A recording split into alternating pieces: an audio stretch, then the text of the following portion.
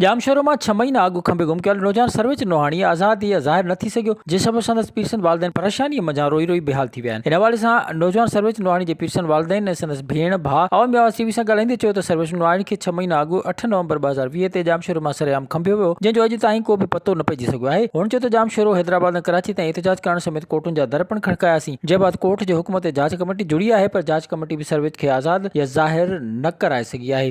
असां वसवारनि खे अपील था कयूं त ज़ाहिर करे सर्वेच खे को केस बि आहे त उहो कोर्ट में हलाए वञे। का ख़बर न आहे कहिड़े हाल में आहे, किथे आहे किथे न आहे।